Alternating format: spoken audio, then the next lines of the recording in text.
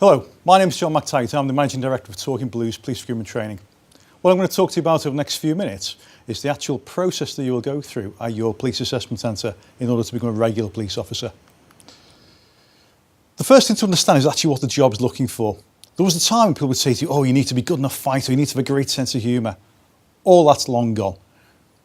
Back in 2001, the service looked at what makes a good police officer. What skills and abilities good police officers actually have. And they came up with these 6 skill areas. Okay? The essential core skills of a police officer. And all the way through the recruitment process, you will get, or you will have, a copy of these skills provided to you. So the first one, openness to change. Because police officers need to be flexible. Policing now is very, very different from what it was 5 or 10 years ago. And you're going to be part of that over the next 35 years of your career.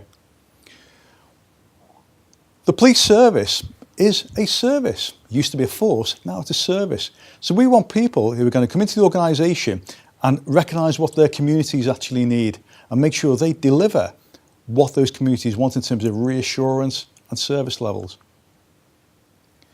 We want people who will not jump into things both feet first and thereby make mistakes.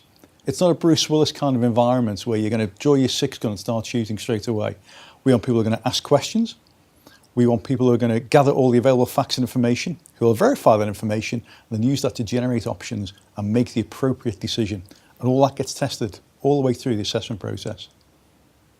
We want people who will clearly act in a professional manner, who understand as police officers you have to abide by certain standards of behaviour. You have to carry out your duties in a thorough, competent and efficient manner. You have to be able to work with others. And what we mean by that is the ability not necessarily to agree with everybody else's whose viewpoint is different to you, but that you need to be able to appreciate their perspective, to understand it and to take their point of view into consideration. And the final one of the 6 is actually serving the public. That's linked very, very closely with service delivery, but it's the ability to actually provide that level of service the public wants and indeed is paying for. So what does that actually mean? Because all that sounds very, very worthy. Okay, but let me put it into context for you in terms of a typical role play type scenario. Okay, so just imagine this in terms of service delivery. Right? What happens is that in reality we're saying deal with community concerns. So you get sent to a job as a police officer of an 87-year-old woman who's complaining about kids playing football outside of her house and she can't get to sleep or watch Coronation Street because of all the noise. Now back in the day, the police officer would have turned up, moved the kids on, given them a bit of a warning, and that would have been the end of the story. But we're not looking for that. What we're looking for that now is for that officer to turn up, for you to turn up, and understand that those kids playing football in the street is a symptom. And it's a symptom of those children being bored. So your problem isn't the fact they're playing football in the street. Your problem is the fact that they're bored. So that links in with the next thing about creative problem solving. Because moving them on just moves the problem around the corner. It's a complete and utter waste of time. They'll be back as soon as you drive off. So what we would be looking for in our candidate is that having recognised that the real concern or the real problem was the kids being bored, we want people to think, right, is there a patch of waste ground at the end of the road? And in a role play there often is. I know what I could do. I could go and approach the woman who runs the local shopkeepers union because she's always complaining about kids gathering outside her shop as well. And what I could do is I could get her to give me £100 off each of her members. And I could use that money to pay the local building company who are always looking for work. And they could do a cut price job, tarmacking over that bit of waste ground. And they could convert it into a 5-a-side pitch for me. And then I'd go to the local newspaper editor who's always looking for good news stories. And he could give publicity to these 2 organisations, the shopkeepers and the builder. And in doing so, he gets a story for himself. And that all adds into a community resource, which means the kids are no longer outside this elderly lady's house playing football. That's what we call problem solving. That's what we would say is planning your work and outcomes. And that's how you would evidence those 3 things. And that's a very, very common kind of role play type scenario.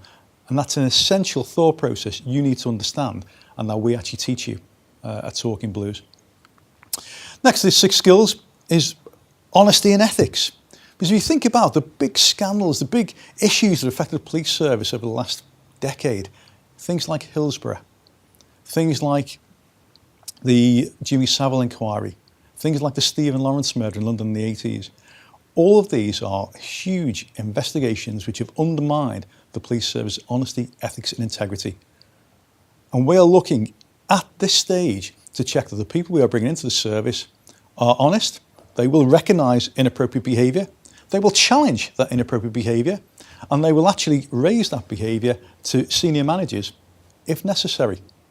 Hugely important. Fifth skill is the ability, as I said earlier on, to make informed decisions. So to be able to look at something and say to yourself, have I got all the available information to actually solve this problem? Because, let me give you an example of this, you are sent as a police officer to a scenario and you see two men fighting in the street. What course of action would you be thinking of? Would you think, right, two guys fighting, it's 2 o'clock in the morning, I'm going to run up with my colleague and I'm going to arrest both men because it's clearly an offence to fight in the street at 3 o'clock in the morning. No? Well, that's true, okay? Unless, as happened to me one night in downtown Warrington, of the two men in the street fighting, one of them happened to be an off-duty police officer who lived in their house. And the reason he was fighting with that male was that he'd seen him breaking into his next door neighbour's house and was therefore trying to get him onto the floor as me and my colleague arrived. We didn't arrest both of them. What we did was we found out what had happened and then took the appropriate action, which did involve the arrest of the offender, obviously. And then the ability to actually recognise and value the opinions and worth of other people. Hugely important. Very diverse country. A police service determined to be more diverse than it actually is, whether it be colour, creed, race, religion, whatever. And we'll look for people who will listen to somebody else's opinion, which may well be different to theirs. Not necessarily have to agree, but what you do have to do is to actually ensure that you understand what they're saying to you and that you value their opinion, because everyone has something to offer. So what do we do in terms of looking for these skills? Well, as hopefully you're aware, we put you through an assessment centre. And that assessment centre has a number of exercises to it.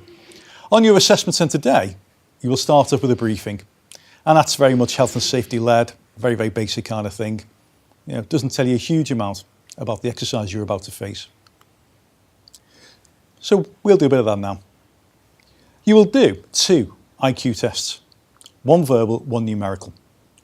In and of themselves, these tests are not difficult. If we were to give you an hour to do each paper, being honest and truthful with you, you'd probably all get 100%. But we don't do that. In the verbal test, we give you 28 questions in 30 minutes. In the numerical test, 21 questions in 23 minutes. That's what makes it challenging. Okay, we're deliberately putting you under a little bit of pressure. But the questions in and of themselves are not difficult. But what we would say to you is that there is only one way to improve your IQ, and that is to practice. And there are a number of books on the market. If you are concerned about these tests or you want to give yourself that little bit of reassurance, do you know what? Go and spend a little £12 on eBay, complete the books, look after it and sell it again later. That's the way to actually do the IQ test. A few little hints we would give you is the fact that there's no negative marking. So make sure you leave yourself enough time at the end, say 30 seconds at the end, to just tick all the box A's or all the box B's if you haven't already done so. Work quickly and accurately, absolutely, but don't spend too long on one particular question. If there's a question you just can't quite work out the answer to, skip it and go and do the others, and then come back to that one if you have time. And that's the IQ test. As I say, the only way to improve on them is to practice. At some point throughout the day, you will do 2 written exercises. And what these involve is the completion effectively of incident report documentation. So there are 2 different exercises which are classed as the written work. The first one involves watching a video clip. The video clip is of about a group of people having a conversation about an incident that has taken place. And what you need to do is to take notes and then use those notes to complete an incident report form. The second test involves you transposing information, kind of like a mental cut and paste, if you like, from one set of documents onto another one. And if you think about it, both of those kind of exercises are routine parts of a police officer's day. You have to be able to observe and make notes in interviews. You have to be able to copy information down correctly. Not difficult, but do require concentration. Third exercise that you're going to do are role plays. And you will do 4 of these role plays. And what I'm illustrating on the slide behind me here is the fact that with these role plays, you may well find that they're actually intermixed with your interview. So what may happen is that depending on what position you actually sit in terms of the assessment day numbers, you may find you do your interview first or a role play first, or them out of sequence. Doesn't really matter. Either way, you will do 4 role play exercises. They account for just under half of the total marks, and that's why at Talking Blues we spend half of our teaching day talking about role plays. Hugely important. What they let us do is test your ability to ask questions, to generate options, to deal with conflict and confrontation, because occasionally as a police officer you end up doing that, to come up with solutions and to involve the person you're dealing with in the generation of those solutions. And you'll do 4 of those types of exercise. And then you will do a 20-minute structured interview. And what that means is that there's a combination of questions in an interview. 2 of those questions are looking back at things you've done in your past. We will want specific examples of when you've displayed certain skills in your past.